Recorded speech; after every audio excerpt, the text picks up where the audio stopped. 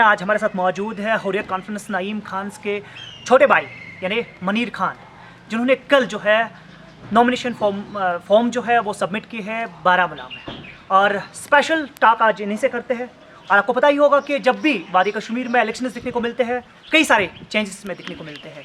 या तो कई सारे लीडरान जो है वो अपनी पार्टी को छोड़ते हैं, तो उसमें जाके कुछ ऐसे भी जो लीडर होते हैं वो दूसरी पार्टी के साथ मिलते हैं। लेकिन मनीर खान की अगर हम बात करेंगे, जो हमारे साथ इस वक्त मौजूद है, इन्होंने अपनी पार्टी निकाली है जिसका नाम Jammu and Kashmir nationalist people's front है। और हमारे साथ इस वक्त मौजूद है, इनसे बातचीत करने की कोशिश करते हैं, कुछ अहम सवालात इनसे पूछते हैं और जाने की कोशिश करते हैं। आप एक अलहाज की पसंदी फैमिली से बिलोंग करते हैं, कहाँ पे आपको गलत लगा और आपने इस पॉलिटिशियन में अपना कदम रखा?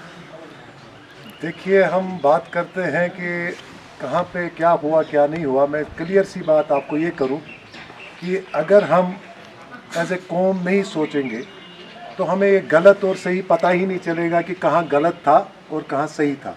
अगर मैं ये ज़ाती मफादात के लिए करता, शायद मुझे पता नहीं होता कि आपके सवाल का क्या जवाब दूँ। मैंने कौम के बारे में जब आप सोचते हैं और ख़ासकर हमारे मुस्तकबिल के बारे में सोचते हैं, मैं ये देखता हूँ कि जैसी ज़िंदगी हमने गुजारी है, जो यूथ मैं भी था बचपन से लेके आज तक, 16 साल से लेके आज मैं 50 का हो गया हूँ, जो चीज़ें मैंने देखी, हमारा जो आने वाला मुस्तकबिल है, हमारा जो यूथ है, इनको वो ज़िंदगी देखने को ना मिले। क्या सोच के आपने स्पेशल चीज़ अगर हम देखें इसमें, तो आप नईम खान के भाई हैं, वो एक अलग की पसंद लीडर है, माने जाते हैं वादी कश्मीर में, और उसको असाइड करके आपने पॉलिटिशियन में जो है हिस्सा लिया है, वो अभी भी जे इस्लाकों के पीछे है, और कैसे इन सब चीज़ों को देखते हैं? देखिए, वो सलाखों के पीछे आज भी है और उनकी एक आइडियोलॉजी खुद की है, ठीक है। अगर आप उसको देखेंगे, उनके बचपन की मैं बात करूंगा, हमारा ख़ानदान जो है, हमारे ख़ानदान में हमारे बुज़ुर्ग लोग जो थे वो एक्स सोल्जर हुआ करते थे, ठीक है। और एक टाइम आया जब वो भी पढ़ाई के बाद, वो जब उन्होंने इंजीनियरिंग कंप्लीट की और उसके बाद जब वो भी यूथ थे, उस टाइम भी उनके साथ भी ऐसे ही मामलात आए हैं। ऐसा नहीं है, आज भी अगर हमारा यूथ मजबूर हो रहा है इस चीज़ के लिए कि ये अपना रास्ता दूसरा रास्ता चुनता है, इसके लिए हमने इनके लिए एटमॉस्फेयर ही ऐसा बनाया है। उस टाइम के यूथ के लिए भी, खासकर नईम खान की बात नहीं करूंगा मैं, पूरे कश्मीर के उन जवानों की बात करूंगा जो 87 से आपकी हिस्ट्री में है, लेकिन 87 से पहले भी वो यूथ यहाँ पे एक्सप्लॉइट होता आया है। हर डिकेड में यहाँ पे यूथ एक्सप्लॉइट हुआ, और तब जब यूथ ने कभी कोई कोशिश की कि यहाँ पे सिस्टम में सुधार लाया जाए, उन्हीं यूथ्स को फिर आगे प्रोजेक्ट किया गया दूसरे चीज़ों में, ठीक है। जैसा एंटी नेशनल यूथ है, आज भी हमारा यूथ एंटी नेशनल यूथ नहीं है, लेकिन मामले ये है जब उनको कोई एड्रेस सही तरीके से नहीं कर पाएगा, उनके लिए कोई स्पेस बचेगी नहीं, फिर वो जाएंगे किधर? नईम साहब अलहाजी की पसंद के साथ वाबस्ता है, और क्या हम ये कहेंगे कि मनीर साहब हिंदुस्तान के कायदे कानून को एक्सेप्ट कर चुके हैं और उनको सही मान रहे हैं? देखिए, हम कब नहीं एक्सेप्ट करते थे। मैं एज ए सिटीज़न, मेरे पास पासपोर्ट है, जब मेरे पास पासपोर्ट है तो मैं सिटीज़न ऑफ इंडिया हो गया हूँ, तो मुझे भी हक तो बनता ही है अपने मुल्क में बात करने का। लेकिन जहाँ सिस्टम में कहीं खराबी होगी, जहाँ हमारे पॉलिटिकल सिस्टम में कहीं स्पेस नहीं होगी हमारे यूथ के लिए, वहाँ तो हम आवाज़ उठाएंगे। आवाज़ उठाने का हक तो आपको कॉन्स्टिट्यूशन देता है। बाकी under constitution rule of law जो है वो तो फॉलो करना ही है हर किसी को। अब यहाँ कश्मीरी को लगता है शायद आज ही अब हम हिंदुस्तान के साथ गए, नहीं, हिंदुस्तान के साथ हम तब भी थे जब आज से 40 साल पहले, 50 साल पहले से हम देख रहे हैं, ठीक है। लेकिन सिस्टम ने हमें कुछ ऐसे ट्रीट किया जिससे कश्मीरी थोड़ा सा दूर हो गया। अदरवाइज ऐसा नहीं है कि हम आज हिंदुस्तानी है, हम पहले से हिंदुस्तानी है। ये मुल्क जब आपका है, जब राशन कार्ड आपको हिंदुस्तान का है, पासपोर्ट आपको हिंदुस्तान का है, नौकरियां लेने, आप तनख्वाह लेने हिंदुस्तान के इनके पास जाते हैं, डिपार्टमेंट्स के पास, तो बाकी चीज़ों के लिए आप हिंदुस्तानी कैसे नहीं हो सकते? पार्लियामेंट इलेक्शन में आपने जो है नॉमिनेशन पेपर सबमिट किए हैं, किस तरह का रोड मैप तैयार किया? देखिए, रोड मैप तो सिंपल है अपना।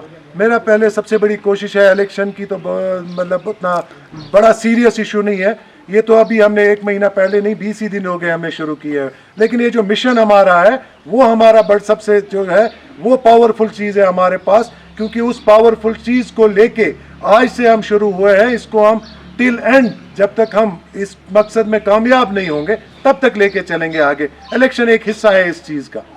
मनीर साहब, बारामूला में बड़े बड़े लीडर्स जो है, नॉमिनेटेड लीडर्स हम यूँ कहेंगे कि अभी इस पार्लियामेंट इलेक्शन में शिरकत करने जा रहे हैं, मनीर साहब खुद को कहाँ पे देख रहे हैं? देखिए, मैं तो छोटा सा एक आदमी हूँ।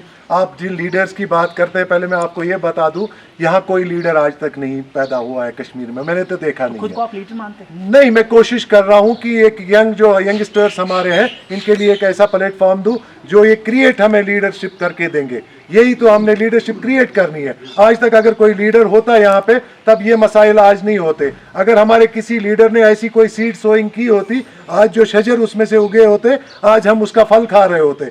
अगर लीडर कोई होता, लीडर विजनरी होता है। लीडर की पहली क्वालिटी होती है कि उसके पास एक विजन होता है कि 10 साल बाद हमारे कौम में कौन से मसाइल आएंगे, हमारे यूथ को कौन से चैलेंज फेस करने हैं, उसके लिए वो काम करता है। यहाँ पे तो आज तक इसके लिए किसी ने काम नहीं किया। हाँ, पॉलिटिशियंस बहुत सारे हैं यहाँ पे, पार्टीज बहुत सारी हैं यहाँ पे, लीडरशिप यहाँ पे आज तक नहीं है। यहाँ लैक ऑफ लीडरशिप है। और मेरी एक कोशिश है कि इस प्लेटफॉर्म के जरिए मैं चाहता हूँ कि हमारा जो टैलेंटेड यूथ है, तराशा हुआ यूथ है, यही हमारे मुस्तकबिल के लीडर बने। बहुत बहुत शुक्रिया हमसे बात करने के लिए। जी नाज़रीन, ये थे हमारे साथ मुनीर खान। और आप सबको पता है कि कल उन्होंने जो है अपने नॉमिनेशन पेपर जो है वो बारामूला में सबमिट किए हैं, और इस तरह के जो है कन्वर्सेशंस आपको आप तक पहुंचाएंगे। लेकिन फ़िलहाल आपने सीधे तौर पर सुना है कि क्या कुछ कहना है इनका ये भी कहना है कि जहाँ तक कि अलहदगी पसंद की अगर हम बात करेंगे, नईम खान साहब की अगर हम बात करेंगे, वो इसमें सलाखों के पीछे है, और उनका भाई दूसरे साइड से जो है बारामूला के लिए अब पार्लियामेंट इलेक्शन में जो है शिरकत करने जा रहे हैं।